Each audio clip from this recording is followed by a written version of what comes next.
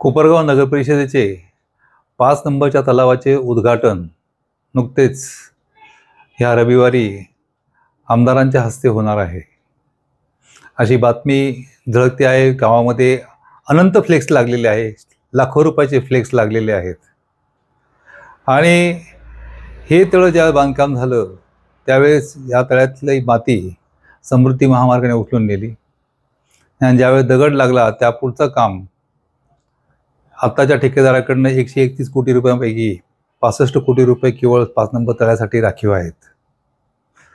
आता दगड फोडून त्या ठिकाणी कॉन्क्रिटीकरण करण्यात आलं, खाली कागद टाकून माती टाकण्यात आलेली आहे आणि आता पाणी भरण्याचं काम चालू आहे।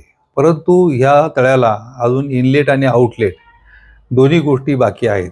आता इनलेट काल पूर्ण झाले आणि पाणी सोडायला सुरुवात झालेली आहे, परंतु या तळ्यातून जे पाणी निघणार आहे कोपरगाव शहराला जाणार आहे त्याला जे आउटलेट लागतं ते आउटलेट तयार झालेलं नाही। या तळ्यातला निम्मा हे तळं जे आहे हे डबल डेकर तळं आहे। अर्ध तळं फ्लोनी भरतं आणि अर्ध तळं हे लिफ्ट इरिगेशनने भरतं। त्यासाठी कोपरगाव नगर परिषदेने मोटारी टाकायच्या आहे आणि मोटार टाकून पाईपलाईननी पाणी गोदावरी डाव्या कालव्यातून उचलायचं आणि तळ्यामध्ये टाकायचं अशी प्रयोजन प्रस्ताव ठेवलेला आहे। परंतु प्रत्यक्षामध्ये अशा कुठल्याही पाईपलाईन झालेली नाही आणि अशा कुठल्याही मोटारी बसलेल्या नाही, MSEBीचं कनेक्शन घेतलेलं नाही। अशा परिस्थितीमध्ये ह्या तळ्याचं पाण्याचं पूजन होणार आहे। नुकतंच मला नगरपरिषदेच्या अधिकाऱ्यांकडनं कळालं की कोपरगाव नगरपरिषदेच्या एका अधिकाऱ्यावरती दबाव टाकण्यात आला होता की त्याने 2 मीटरचं खोलीची ॲडजस्टमेंट करावी म्हणून। त्याने नकार दिला आणि नंतर राजीनामा दिला असं कळतं। ही अफवा आहे की खरं आहे मला माहीत नाही, परंतु अनेक ठिकाणी ठेकेदारांमध्ये देखील कुजबूज आहे की तळ्यामध्ये 2 मीटर खोलीची ॲडजस्टमेंट झालेली आहे। माझा विश्वास आहे की कोपरगाव नगरपालिकेचे अधिकारी जे लोकप्रतिनिधी आहे ते कोपरगावच्या जीवाशी खेळणार नाही, पाण्याशी खेळणार नाही। हे तळं जेवढं प्रस्तावित आहे तेवढं झालंच असलं म्हणून मी माहिती अधिकारामध्ये नगरपालिकेला हे तळं मला लांबी, रुंदी आणि खोली मोजून द्या असा 30 तारखेला इन्वर्ट करून एक अर्ज दिला। माझ्या अर्जावरती कुठल्या प्रकारची कारवाई करायच्या आत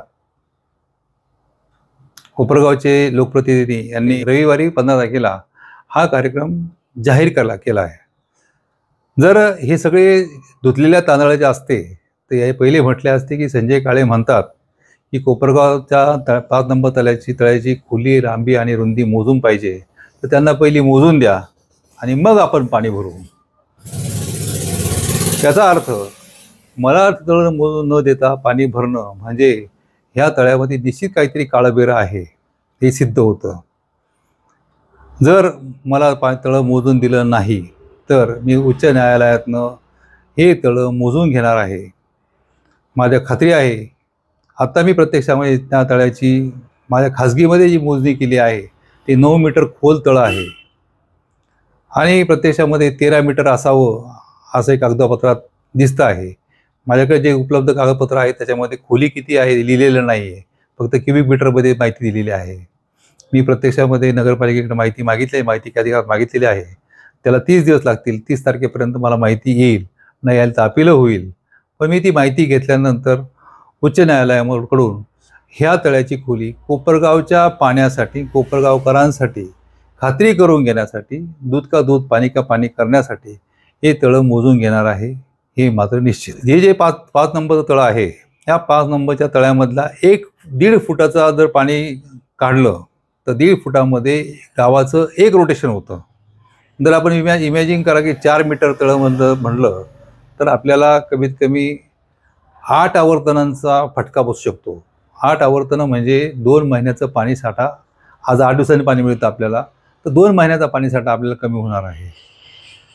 कोपरगावचा पाणी साठा भविष्यामध्ये कुणालाही कमी पडू नये, अधिकाऱ्यांचे ठेकेदारांचे खिसे भरण्यापेक्षा जनतेच्या पोटामध्ये पाणी जावं एवढी एकच माफक अपेक्षा आहे आणि यामध्ये कोणीही भ्रष्टाचार करू नये यासाठी मी तळं मोजून मागितलेलं आहे।